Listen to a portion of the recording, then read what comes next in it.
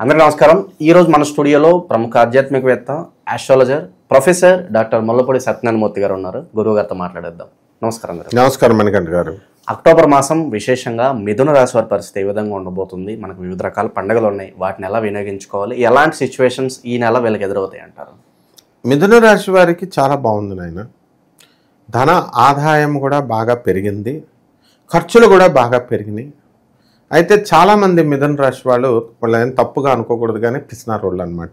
అయితే ఈ మిథున రాశి వాళ్ళు ఈ నెలలో మంచి బ్రహ్మాండమైన ఆదాయాలు వస్తాయి.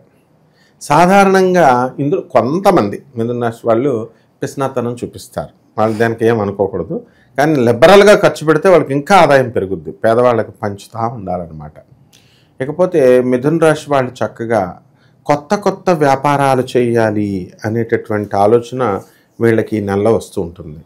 సాఫ్ట్వేర్ ఇంజనీర్లు కూడా ఇంటీరియర్ డిజైనింగ్లు ఇలా చాలామంది చాలా కాలం కరోనా టైం నుంచి టీ స్టాల్ పెట్టడం ఇలాంటివన్నీ సైడ్ బిజినెస్లు అన్నీ చాలామంది చేసుకున్నారు. అలాగే మిథున రాశి వారికి ఆల్రెడీ కొంతమంది విదేశాలకు వెళ్ళిపోయారు. అక్కడ వెళ్ళిన 8 నెలలకే ఇల్లులు కొంటున్నారు, రెడీ అవుతున్నారు. అంటే వాళ్ళకి వ్యక్తిగత జాతకంలో వాళ్ళకి ఆ గృహయోగం అనేది ఉందన్నమాట. అంటే ఇక్కడ మనం తెలుసుకోవాల్సింది ఏంటంటే, ఇప్పుడు మనం జాతకాలలో రాశిఫలాలు మనం చెబుతాం, ఇవన్నీ 100% జరుగుతాయి, అందులో డౌట్ లేదు. కామన్ ప్లాట్ఫామ్ మీద అందరికి కలిపి చెప్తున్నాం అంతే. అయితే వ్యక్తిగత జాతకాలలో మాత్రమే వీళ్ళకు ఉన్నటువంటి యోగాలు మనకు కనబడతాయి అన్నమాట. అందుకని జాతకం చూపించుకోవాలి.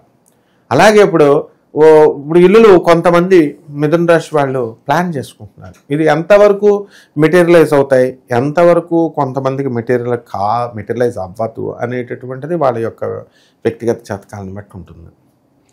ఇకపోతే అనారోగ్యం, శరీరం అన్న తర్వాత రోగాలు రాక తప్పదు, ప్రతి ఒక్కడికి రావాలి.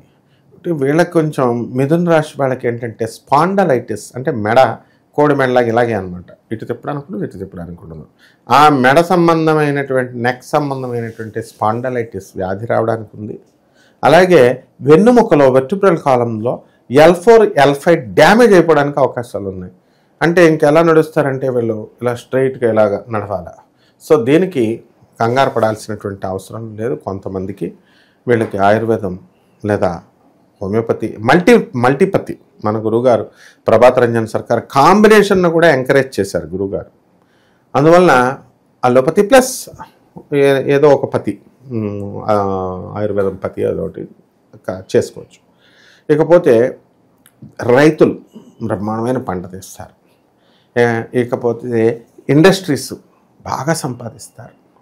అసలు ప్రతి ఇండస్ట్రీ కూడా ఈరోజు ఇనుము సంబంధమైనటువంటి ఇండస్ట్రీ, ఫౌండరీ నడుపుతున్నటువంటి వాళ్ళందరూ కూడా మిథున రాశిలో వాళ్ళు 100 కోట్ల నుంచి 500 కోట్ల రూపాయల సంపాదన తీశారు. మనం ఏమనుకుంటాం అంటే ఓ సిన ఫ్యాక్టరీ కదా, ఓ ఐరన్ ఎత్తుకుంటున్నాడు, స్క్రాప్ ఐరన్ ఎత్తుకుంటున్నాడు ఈ బిజినెస్ అని అనుకుంటాం. కాదు, అంత బాగా సంపాదిస్తున్నారు. అలాగే ఇప్పుడు ఆదివారం అయ్యేసరికి నువ్వు అలా రోడ్డు మీదకి వెళ్తే నువ్వు అసలు ఏ బస్తీ కూడా ఖాళీ ఉండదు. చేపలు తెగమ్ముతూ ఉంటారు, చేపలు రొయ్యలు ఇవి. మరి ఆ చేపలు అమ్మే వాళ్ళని చూసి మనం ఏడు ఒక బుట్ట పట్టుకొచ్చాడు, 4 చేపలు పట్టుకొచ్చాడు అనుకుంటాం. 4 ఇళ్ళు బోయినపల్లి లాంటి ఏరియాల్లో ఉన్నాయి ఒక్కొక్కళ్ళకి. అంటే అంత ఆదాయము ఈ యొక్క వీళ్ళంతా కూడా మిథున రాశి వాళ్ళే అనమాట. కాబట్టి చాలామంది మిథున రాశి వాళ్ళు చాలా తెలివిగా వీళ్ళు అపార్ట్మెంట్లో ఉంటారు. అపార్ట్మెంట్ నుంచి నెమ్మదిగా తక్కువ రేటు దూరంగా ఉన్న విల్లాకు ఉంటారు. మళ్ళీ అక్కడ మొన్న తర్వాత వాళ్ళ మొగుళ్ళ ఫ్రెండ్స్తో కలిపేసి కంపల్సరీ ఈ విల్లాని తక్కువ రేటుకి అమ్మేసి మళ్ళీ ఇంకా కాస్ట్లీ విల్లా, పెద్ద పెద్ద విల్లాలు, ఇలాగ అన్నీ ఏయో ప్లాన్లు వేస్తూ ఉంటారనమాట. ఇలా చేస్తూ ఉంటారు. కాబట్టి మానసికంగా వీళ్ళకి బంధువుల నుంచి దూరం అవడానికి అవకాశాలు ఉన్నాయి. ఎంతసేపు వీళ్ళ సంపాదన వీళ్ళిదే స్వార్థంగా ఉండడం వల్ల లాస్ట్కి వాళ్ళ అన్నదమ్ములకు కూడా వీళ్ళ మీద విరక్తి వచ్చేస్తుంది. ఇదొక్కటే మైనస్ పాయింట్ మిథున రాశి వాళ్ళకి. అండ్ అనారోగ్యం అనేది అది కామన్ అనుకోండి. టూర్స్ బాగా ఎంజాయ్మెంట్ అనమాట, టూర్స్కి బాగా వెళ్తారు, ఇవన్నీ ఉన్నాయి. అయితే భార్యాభర్తల కొట్లాటలు ఉన్నాయి చాలామందికి. అది డైవర్స్ వరకు వెళ్ళిపోయినాయి. ఆ డైవర్స్కి వెళ్ళిపోయినప్పుడు పాపం పెద్ద మనుషులు వెళ్తారు, తర్వాత పోలీస్ ఆఫీసర్స్ ఉంటారు, కోర్టు జడ్జీలు, లాయర్లు కృషి చేసినా సరే వీళ్ళకి గ్రహాలు గాఢంగా పట్టేసుకుంటాయి. ధృతరాష్ట్ర కౌగిలి, అలా దుర్యోధనుడిని ఇలాగా భీముడిని ఎలా పట్టేసుకుని పిండి పిండి అయిపోయిందో అలాగా కలి ఏం చేస్తాడంటే వీళ్ళని ధృతరాష్ట్ర కౌగిలిలాగా పెద్ద మనుషులు చెప్పేది పోలీసు వాళ్ళు చెప్పేది విన్నవదు. వీళ్ళే పెద్ద మోనార్కులో, వీళ్ళే పెద్ద బిల్డప్గా, వీళ్ళే గొప్పలుగా చెప్పుకొని వెళ్ళేసి వాళ్ళ జీవితాలు పాడు చేసుకుంటున్నారు. నిరుద్యోగులు, ఉద్యోగులు వీళ్ళ పరిస్థితి గురుగారు? నిరుద్యోగి ఉద్యోగాలు వచ్చేస్తాయి. ఇప్పుడు ప్రభుత్వ ఉద్యోగాలు తీసి పడేసాయి, ఎవరు ట్రై చేయట్లేదు. అందువల్ల క్యాంపస్ ఇంటర్వ్యూల్లో వీళ్ళ సెలక్షన్ ఉంటుంది, ఓపెనింగ్స్కి డైరెక్ట్ వీళ్ళు వెళ్ళడం ఉంటుంది. అలాగే ఎవరో మా గవర్నమెంట్ ఉద్యోగాలు రాస్తున్నటువంటి వాళ్ళకు కూడా పోస్టులు రావడానికి అవకాశాలు ఉన్నాయి. ఆ తర్వాత బ్యాక్ డోర్స్లో కూడా వీళ్ళు ఉద్యోగాల్లో చేరుకోవడానికి అవకాశాలు పుష్కలంగా కనబడుతున్నాయి. విద్యార్థుల పరిస్థితి ఏంటంటారు? విద్యార్థుల దగ్గరికి వచ్చేసరికి చదువులో కొంచెం డల్ అవుతారు. ఎందుకంటే ఇప్పుడు వినాయక చవితి వచ్చింది ఫర్ ఎగ్జాంపుల్, ఇప్పుడు మనకి దసరా ఇవన్నీ వస్తున్నాయి. వీళ్ళు ఏం చేస్తారు, వీళ్ళు కార్యక్రమాల్లో డ్యాన్సులు, ఇప్పుడు చిన్న విద్యార్థులు పాపం కూచిపూడి, భరతనాట్యం, సంగీతం వీళ్ళు నేర్చుకున్నారు. పిల్లల్ని చూపించి తల్లిదండ్రులు డ్యాన్సులు వేసేస్తున్నారు. ముందు తల్లి వేసేస్తున్నారు, తర్వాత తండ్రులు వేసేస్తున్నారు. మిథున రాశి వాళ్ళు మగవాళ్ళు 40 సంవత్సరాలు 46 సంవత్సరాలు అంత వయసు వచ్చిన వాళ్ళు కూడా డ్యాన్సులు వేసేస్తున్నారు. అంటే వినాయక చవితి అలా తయారు చేసేసారు. అలాగా వీళ్ళు ఏంటంటే విద్యార్థులు కూడా ఈ తల్లిదండ్రులను చూసి వీళ్ళు పాడైపోకుండా డ్యాన్సులు వేసుకునే వాళ్ళని, వీళ్ళు మాత్రం విద్యార్థులు కష్టపడి చదవాలి. కొంచెం విద్య కొంచెం ఛాలెంజింగ్గానే ఉంటుందన్నమాట. అలాగే ఈ విద్యార్థులు ఫారిన్ వెళ్ళాలనుకునేటటువంటి వాళ్ళు, ఇదిగో ట్రంప్ చచ్చిపోతున్నాడు, ఇంకా అనారోగ్యం అయిపోయింది, నెక్స్ట్ వాడు ప్రెసిడెంట్ అయిపోతున్నాడు అంటున్నారు. విద్యార్థులందరూ పూజలు చేసేస్తున్నారు వాడు చచ్చిపోవాలని చెప్పేసి. అసలు ఎట్టి పరిస్థితుల్లో కూడా విద్యార్థులంతా కూడా ఏదో ఒక దేశంకి వెళ్తూనే ఉన్నారు. కాబట్టి లైన్ క్లియర్ అనమాట విద్యార్థులకి. కొత్త కొత్త ఉద్యోగాలు, కొత్త కొత్త దేశాలకు వెళ్ళడము. ఇకపోతే వీళ్ళకి విద్యార్థులకు ఇంకొక బోనస్ కూడా ఏంటంటే లవ్ మ్యారేజ్లు అయిపోతాయి అన్నమాట. ఇదివరకు లవ్ మ్యారేజ్లో ఆ కాలంలోనే డెవలప్ అయిపోయింది అనుకో, సిటిజన్షిప్ కోసం ఫారినర్లను చేసేసుకుంటున్నారు వీళ్ళు. అయితే ఇప్పుడు దానికోసం అవసరం లేదు వీళ్ళకి. నెదర్లాండ్స్, స్విట్జర్లాండ్ ఇలాంటి దేశాలు ఉన్నటువంటి జర్మనీ అమ్మాయిలు ఈ మగాళ్ళని పెళ్లి చేసుకుంటారు, ఈ మిథున రాశి మగాళ్ళని. కాబట్టి ఎట్టి పరిస్థితుల్లో కూడా మాకు ఇండియన్ అమ్మాయి కావాలండి, అట్లీస్ట్ ఏదో ఒక ఏషియా కాంటినెంట్లో ఉన్నటువంటి అమ్మాయి కావాలంటే వాళ్ళ కళలు నెరవేరవు. అమ్మాయిలు ఫారిన్ అమ్మాయిలే, వాళ్ళు అసలు ఫారిన్ అమ్మాయిలు అసలు ముట్టు కడుక్కోరు, వాళ్ళు ఓన్లీ టిష్యూ పేపర్స్ని యూజ్ చేస్తారు. ఇలా కస్టమ్స్లో డిఫరెన్సెస్ ఉంటాయన్నమాట ఆచార వ్యవహారంలో. కాబట్టి పర్లేదు, చేసుకుంటే ఏమి మిథున రాశి వాళ్ళకి పెళ్ళిళ్ళు అయిపోతాయి, నో ప్రాబ్లం అమ్మ. ఓకే, ఇక విశేషంగా మరి పండగలు ఉన్నాయి మనకి, ఎలాంటి పరిహారాలు వీళ్ళు ఆచరిస్తే బాగుంటుంది అంటారు? వీళ్ళంతా మిథున రాశి వాళ్ళకి కాస్త జ్ఞానం కొంచెం ఎక్కువ పెరగాలి ఇంకా. అందువల్ల తారాదేవి అమ్మవారి యొక్క పూజ మీరు చేసుకోవాలి. బెజవాడ కనకదుర్గమ్మ తల్లి యొక్క మరో రూపమే తారాదేవి ఆమె. అందువలన విజయవాడ కనకదుర్గమ్మ దేవస్థానానికి వెళ్ళి అక్కడ అమ్మవారి యొక్క దర్శనాన్ని వీళ్ళు చేసుకోవచ్చు.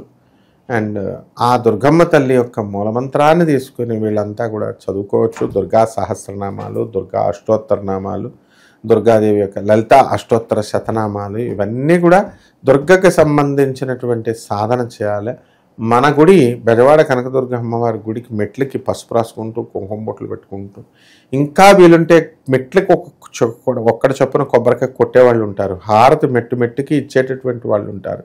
ఏదైనా ప్రధానంగా ఈ యొక్క మిథున రాశి వారికి అలాంటి సమస్య కనుక ఉన్నట్లయితే మన బెజవాడ కనకదుర్గమ్మ దేవస్థానానికి వచ్చి చక్కగా మెట్లు రాసుకొని అన్ని బొట్లు పెట్టుకొని వెళ్ళొచ్చు.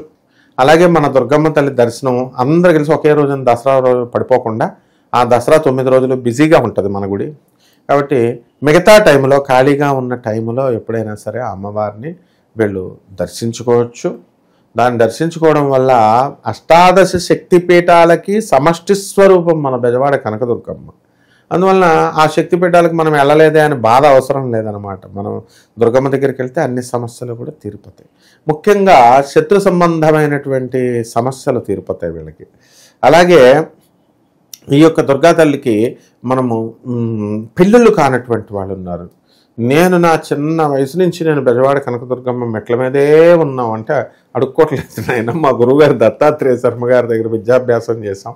ఇప్పుడున్న పంతుళ్ళంతా కూడా మా శంకర శాండిల్యమ్మ ఉమాకండి మేమంతా కలిసి పెరిగాం కాబట్టి మనదే కాబట్టి ఆ గుడి. అందుకని చెప్తున్నాను, దుర్గమ్మ తల్లి అపార కరుణామయి. అలా మెట్లు పూజ చేసిన ప్రతి ఒక్కళ్ళకి కూడా 2 నెలల్లో మగోళ్ళు పెడతాం, మేము పెడతాం సిగ్గుపడకుండా. పసుపు రాసి బొట్టెట్టేసి మేము మెట్లకి వెళ్ళి చేస్తూ ఉంటాం ఇప్పుడు కూడా. కాబట్టి ఆ జగన్మాత అయినటువంటి ఆ కనకదుర్గమ్మ తల్లి యొక్క కరుణతో పెళ్లి కానటువంటి వాళ్ళంతా కూడా అక్కడికి వెళ్ళి అమ్మవారి దర్శనం చేసుకొని ఇంటికొచ్చి చక్కగా దుర్గా సప్తశతి, అలాగే లక్షలు ఖర్చు పెట్టుకోవాల్సినటువంటి అవసరం లేదు, చండీ హోమాలు చేయించుకోవాల్సినటువంటి అవసరం లేదు. అమ్మవారి యొక్క మూల శ్లోకాలు చదువుకోండి, దుర్గా స్తోత్రాలు చదవండి, ఇవన్నీ కూడా చేయండి. అలాగే చక్కగా మనము ఇత్తడి చెంబును తీసుకొని, ఇత్తడి చెంబును నీళ్ళలో పెట్టుకొని ఈశాన్య దిశగా మనము పెట్టుకొని రాత్రులు అలా 31 రోజులు అక్కడ పెట్టి దాంట్లో మనం మూత వేసేసి ఆ తర్వాత ప్రొద్దున్నే మనము తీర్థం తీసుకోవాలి. అలాగే ఆ నీరుని తులసి చెట్టుకి నీళ్లు పోయాలి, తులసి ఆరాధన చేయాలి, కాకులకు అన్నం పెట్టాలి. ఎందువల్లంటే ఈ యొక్క మిథున రాశి వారికి శని పరిస్థితి బాగాలేదు. తర్వాత పెసలు, మనము ఉడకపెట్టినటువంటి పెసల్ని పావురాలకు పెట్టాలి. అలాగే ఈ యొక్క చిలకలు దొరికితే అదృష్టం, చిలకలు దొరకవు, చిలకలకు కానీ గొవ్వ పెట్టెలు అంటాం, ఆ పెట్టెలకు కానీ వాటికి కనుక ఈ పెసలను కనుక వేసినట్లయితే, ఏది దొరకకపోతే కోళ్ళకి వేయాలి, ఇంకా వేసినట్లయితే వీళ్ళకి వివాహం అనేటటువంటిది జరుగుతుంది. అలాగే ఈ నీరుని తీసుకెళ్ళి మనము బావి ఉంటుంది, ఆ బావిలో మనము ఈ నీరుని కొంత బావిలో నీరు, తర్వాత చెరువులో నీరు, నదిలో నీరు, ఇంకా సముద్రంలో నీరు, ఇప్పుడున్నటువంటి కలసం, మన దుర్గా నవరాత్రుల్లో పెట్టినటువంటి కలసం నీళ్ళల్లో కలిపి అది కనుక మనం కనుక తాగినట్లయితే బ్రహ్మాండంగా మన యొక్క దోషాలన్నీ కూడా పోతాయి. ఓకే. సో ఓవరాల్గా ఈ రాశి వాళ్ళందరికీ ఈ మాసం ఏ విధంగా ఉంటుంది, ఎలాంటి జాగ్రత్తలు తీసుకోవాలి, చాలా బాగా వివరించారు. ధన్యవాదాలు.